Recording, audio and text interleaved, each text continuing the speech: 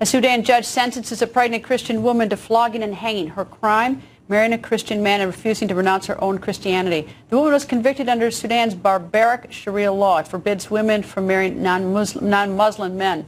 Human rights groups in Western countries, including the U.S., all condemning the sentencing. Former UN Ambassador John Bolton joins us. Good evening, sir. Your thoughts? Well, this is barbaric. There's no other way to describe it. And the crime that she's principally accused of is apostasy. That is to say, leaving Islam and refusing to come back. In America, we call switching religions freedom of religion. And it just demonstrates the risk when Sharia law is implemented to the fullest extent, because this relates directly to Boko Haram in Nigeria, where they focus their activities against Christian missionary activities, which is a central tenet of most Christian denominations. So this is a mark of the clash of civilizations. And I have been to Sudan, and I've blogged many times on Greta Wire, that President Bashir of Sudan is as evil as can be, bombing children. There's a picture with Reverend Franklin Graham in Sudan, in South Sudan, but he bombing children in the Nuba Mountains. This is the most evil place, and he's the most evil person. And now we see this. Well, and he sheltered Osama bin Laden, and there's clear evidence that Sudan has been a base for other international terrorists. So whether the regime in Khartoum is itself terrorist, I think it clearly is, or whether it's affiliated directly with some of these other terrorist activities, it is indicative of this wave of radical Islamism that we're seeing all across North Africa and the Middle East. It's one more indication of what a serious problem it is, and why the United States and others need to take a more comprehensive view. These are not isolated incidents. What happens in Sudan, what happens in Libya, what happens in Nigeria, this is part of a larger pattern, and so far we haven't heard the president speak to it. Anger erupts outside a Sudanese court against the death sentence for a pregnant Sudanese woman. Her crime? The court said she abandoned her Muslim faith. Miriam Yahia Ibrahim, seen here on her wedding photo, was sentenced to death for apostasy because she married a Christian. The court gave her 3 days to repent, but her lawyer says she refused. She insisted that she's a Christian, and accordingly, the court issued its judgment, which is death sentence according to Article 126 of Criminal Law of 1991, besides 100 lashes, according to Article 146 from the same law. Those lashes were for adultery, because her marriage to a Christian is void under the law. The 27-year-old told the court she was raised by her Ethiopian mother as a Christian, and has therefore broken no laws. But the court says she's not Christian because her father, who left the family when Ibrahim was a child, is Muslim, and it's against the law for Muslims to marry Christians. Human rights groups have condemned the verdict. They say Sudan's own constitution guarantees the freedom of religion. Sudan's constitution enshrines this right itself, and Amnesty International believes that Miriam Ibrahim is a prisoner of conscience who's solely been convicted because of her religious belief, and she should be immediately and unconditionally released. The embassies of the US, the UK, Canada, and the Netherlands have called on the government to respect that right. Her lawyer says he will appeal all the way to the African Court of Human Rights and People. The court went beyond its mandate. The case should be referred to the family court, as it's its mandate to issue a decision if the marriage is legal or illegal. After which, then, the final say on whether Miriam is convicted or innocent. Ibrahim, who's expecting her second child next month, remains in custody with her 20-month-old toddler while her lawyer appeals. She has 2 years to fight for her life. The death sentence cannot be carried out for 2 years after she has given birth. Michael, perhaps you can tell our audience who hears a set of facts like that and thinks, that can't be real. That truly can't be real. How real is this? What are the chances this death penalty is going to be carried out?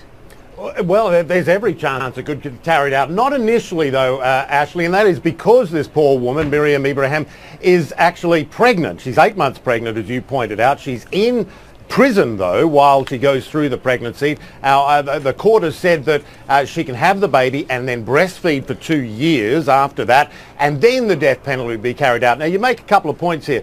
She was born to a Muslim father. Now, under interpretation of Sharia law in Sudan, that means she is Muslim. Now, it doesn't apply the other way around, by the way, if it was a male. So she is considered a Muslim by the faith. Now, her dad left when she was 6. She was raised a Christian by her Christian mother. What happened then was that she grew up, she married a Christian man who, by the way, is a US citizen, which is an interesting angle to this story. The court then decided, as she's an adult, one of the relatives got involved, reported this. They said, you can't marry a Christian man, therefore the marriage is invalid, it's adulterous. You're getting 100 lashes for that crime. And then when the court said, renounce your Christianity, she said, no, I am a Christian. She said, they said, well, because you abandoned Islam, that's apostasy, and so you are subject to the death penalty. What's crazy about this is she never considered herself a Muslim. She always considered herself a Christian. That's how she grew up. She's refusing to renounce the faith. The court says, well, death penalty for you. What's another interesting fact here, as I said, her husband is a US citizen, says he's been asking for US help and has had none so far. It really is an extraordinary case. As I said, she's in prison with her other child at the moment, who's 20 months old, and she will have that child in jail as well, and not getting any treatment while she's in there, according to her husband. She's caring for a 20-month-old toddler in prison where, by the way, she's sick and having a bad pregnancy, and they refused to transfer her to a hospital. Her husband was not allowed into the courtroom, barred from the courtroom. He's in a... Sudan has just sentenced a woman to death who is 8 months pregnant. You big, strong boys. 26-year-old Miriam Ibrahim's crime is that she married a Christian and has refused to renounce her Christian faith. She will reportedly be hung sometime after she's given birth. Here's John Bolton's on this despicable intolerance from punks. It is indicative of this wave of radical Islamism that we're seeing all across North Africa and the Middle East. It's one more indication of what a serious problem it is and why the United States and others need to take a more comprehensive view. These are not isolated incidents. What happens in Sudan, what happens in Libya, what happens in Nigeria, this is part of a larger pattern, and so far we haven't heard the president speak to it. You know, these infidels over there who do this, Eric, I'm going to turn it around on you all. You call us infidels. You guys are out of the Stone Age. But if you have Sharia law and you're governed by Sharia law in a country that runs absolutely counter to human rights conventions they've signed, runs against everything we believe in as a country, why don't we just break diplomatic relations with these people? I think you could. I think it's a good idea. I'm all for that, by the way, as my newfound libertarianism. I think we can break diplomatic ties. For anyone that would think that Sharia law would supersede international laws, especially, but look, this woman was apostasy and adultery, and they're going to give her penalty was death by hanging and 100 lashes. Hopefully the lashes come after the death by hanging.